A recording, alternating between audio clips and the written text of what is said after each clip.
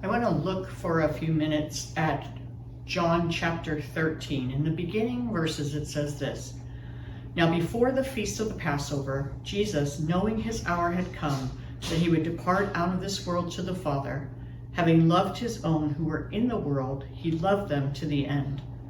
During supper, the devil, having already put in the heart of Judas Iscariot, the son of Simon, to betray Jesus, and Jesus, knowing that the Father had given all things into his hands, and that he had come forth from God and was going back to God, got up from supper and laid aside his garments, and taking a towel, he girded himself.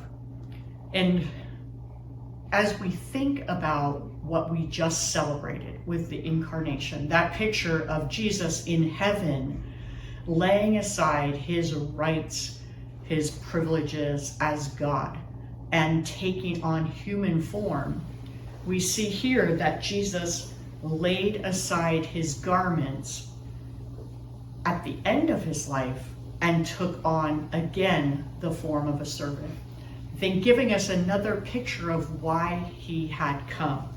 And I love in that first verse where it says that having loved his own who were in the world, he loved them to the end.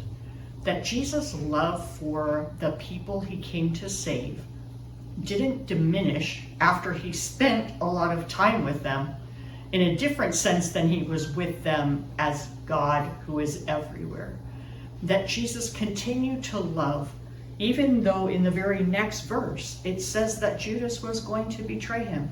That Jesus continued to carry out his mission of love from the beginning of time in creation and will continue through the end of time.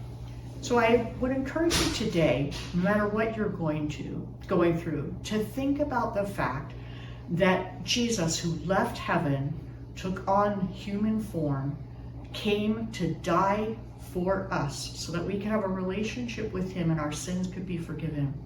That he is still in heaven loving us.